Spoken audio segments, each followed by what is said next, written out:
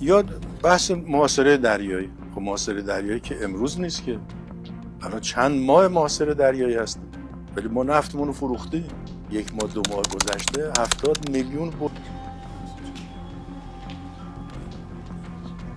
Fortunately, I built up so much during my term. I rebuilt the military and also loaded it up with a lot of stuff. جنگ ما شروع نکردیم. ما در گفتگو بودیم. البته این جنگ، چون خیلی ها میگن آقا اینا اومده بودن جلو جنگو بگیرن، جنگ شد.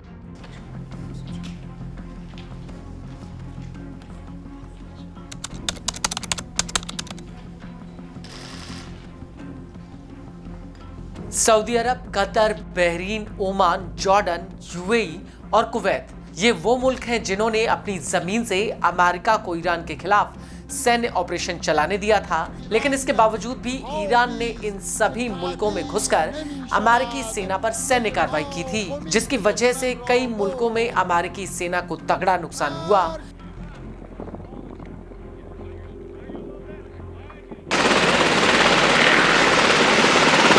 कहीं पर तो America के सैन्य अड्डे स्थायी रूप से बर्बाद हो चुके हैं, जिनकी अब मरम्मत तक नहीं की जा सकती।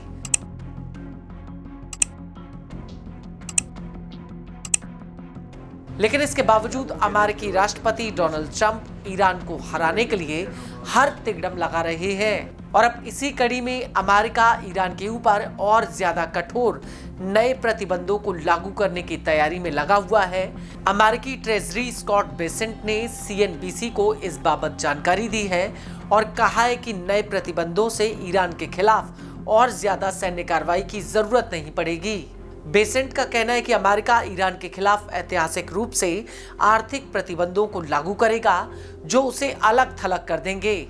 और इससे पहले बेसेंट ने अपने पिछले बयान में ये कहा था कि अमेरिका अपने सहयोगियों से ये बात खुलकर कह देगा, या तो आप हमारी तरफ हैं या फिर हमारे खिलाफ। Chevron, too much money. ExxonMobil, too much money. دندان تو جگر گذاشتن و ما تونستیم تا اینجا بمونیم و الان هم قوی‌تر و با قدرت‌تر خواهیم موند به حول قوه الهی.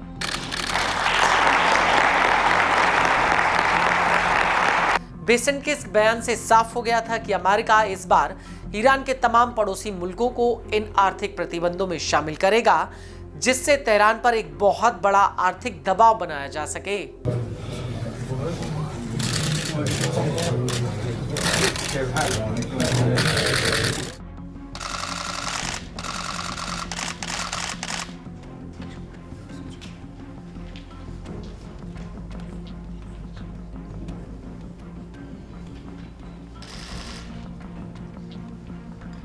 लेकिन अब ऐसा लगता है कि ट्रंप का ये दाव मिडिल ईस्ट में एक बहुत बड़ा तूफान खड़ा कर सकता है, जिसकी चपेट में तमाम अरब और खाड़ी मुल्क सीधे आ सकते हैं।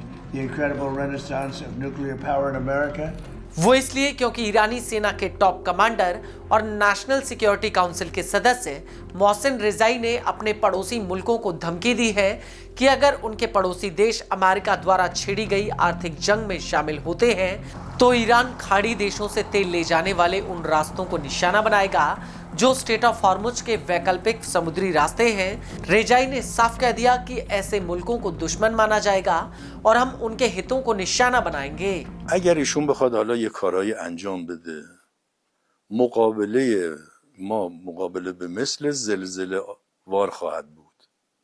اولا به تمام کشورهای اطراف و کشورهای دنیا میگیم که وارد جنگ اقتصادی در کنار آمریکا نشن. هر کشوری که شریک بشه در ایجاد محدودیت اقتصادی علیه ما او رو دشمن تلقی میکنیم. البته اول باش مذاکره میکنیم، جلسه میذاریم، میگیم برید کنار، صفتون از آمریکا جدا کن। रेजाई ने एक टीवी इंटरव्यू में कहा कि ईरान के पास अमेरिका के खिलाफ अभी भी और भी विकल्प हैं जिनका इस्तेमाल नहीं किया गया है। हमने अभी तक अमेरिका के आर्थिक हितों को निशाना नहीं बनाया है। रेजाई ने अपने इसी बयान में आगे कहा कि अभी तक हमने सिर्फ अमेरिका के सैन्य ठिकानों को निशाना बनाया, लेकिन अगर वो हमारे ऊपर आर्थिक प्रतिबंधों को थोपना चाहते हैं तो ईरान के आसपास अमेरिका की तेल और आर्थिक कंपनियां हैं और हम बदले में उन्हें निशाना बनाएंगे। आपको बता दें कि मोहसिन रेजाई के इस बयान को बिल्कुल हल्के में नहीं लिया जा सकता। वो इसलिए क्योंकि वो ईरान की IRGC के इराक जंग के दौरान 1980 से लेकर 1988 तक चीफ कमांडर रह चुके हैं और ऐसे में रेजाई के बयान के पीछे जरूर ईरान का एक बहुत बड़ा प्लान छिपा है जो अमेरिका के आर्थिक हितों को धराशाही कर सकता है। ما همچنان پرهیز خواهیم کرد که واقعا به سراغ بمب اتم بریم.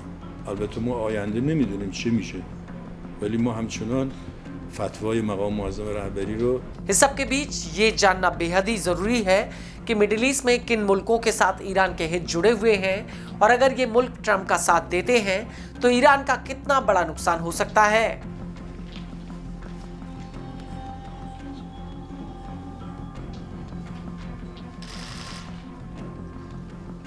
तो आपको बता दें कि यूएई ईरान का प्रमुख कारोबारी सहयोगी है। दोनों के बीच में सालाना 27 अरब डॉलर से लेकर 30 अरब डॉलर का कारोबार होता है। लेकिन पिछले हफ्ते यूएई ने ईरान के साथ सभी तरह के कारोबार और वित्तीय लेन देन को अगले आदेश तक के लिए रद्द कर दिया था। جنگ ما شروع نکردیم، ما در گفتگو بودیم. اینا هی جنگ رو انداختن. البته این جنگ چون خیلی ها میگن آقا اینا اومده بودن جلو جنگ رو بگیرن، جنگ شد. ما جنگ رو شروع نکردیم.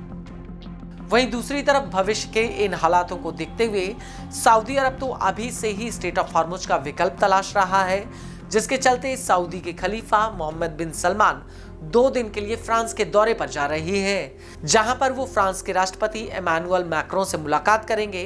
दोनों नेताओं के बीच वैकल्पिक समुद्री रास्तों को तैयार करने पर चर्चा हो सकती है। Dans notre département ici de Gironde. Le feu n'a pas gagné de terrain aujourd'hui. Les 24 dernières heures, on voit bien que tout le travail qui a été fait. बता दें कि हॉर्मुज से दुनिया का करीब 20 से 25% तेल सप्लाई होता है। रिपोर्ट के मुताबिक सऊदी फ्रांस के सामने खाड़ी के बाहर ओमान के बंदरगाहों के माध्यम से व्यापार बढ़ाने का प्रस्ताव रख सकता है।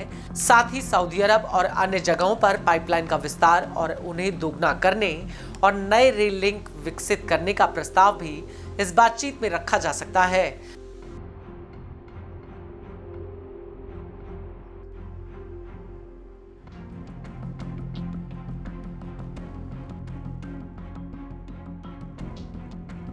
आपको बता दें कि फ्रांस और सऊदी अरब ने मिडिल ईस्ट और यूरोप के बीच एक एनर्जी और लॉजिस्टिक्स कनेक्शन पर एक टास्क फोर्स का गठन किया है।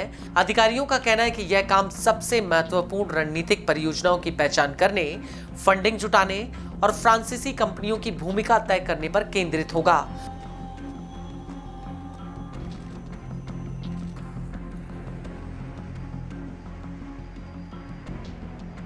On veut également avoir un mot pour dire le soutien, la solidarité de la nation pour celles et ceux qui sont déplacés, qui depuis plusieurs jours sont sur des lits médicaux, dans des gymnases, qui vivent, je le sais, dans l'angoisse, dans la peur.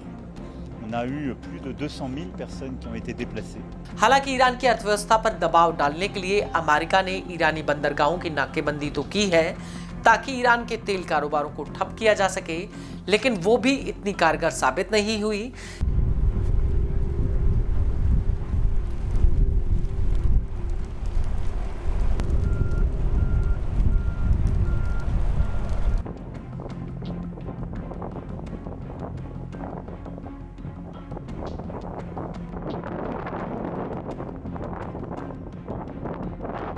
ऐसे में Trump का ये नया plan कितना कारगर साबित होगा, ये तो आने वाला वक्त ही बताएगा।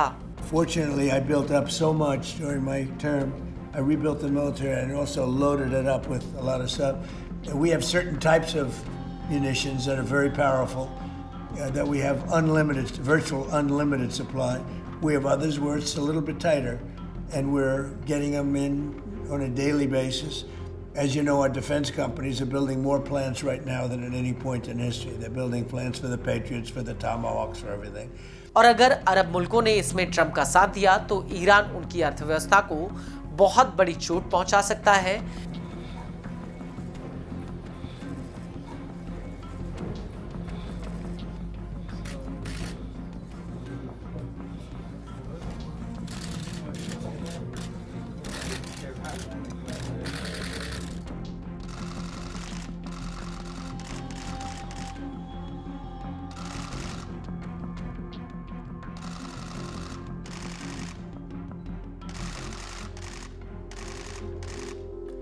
हालांकि ट्रंप ने यह भी धमकी दी है कि जो कोई भी देश ईरान के इन प्रतिबंधों से बचने में उसकी मदद करेगा वो उसके ऊपर जुर्माना लगाएंगे और ऐसे में अरब मुल्कों के आगे कुआं और पीछे खाई जैसे हालात बन सकते हैं। हमारी इस खबर पर आपकी क्या राय है, हमें कमेंट कर जरूर बताएं।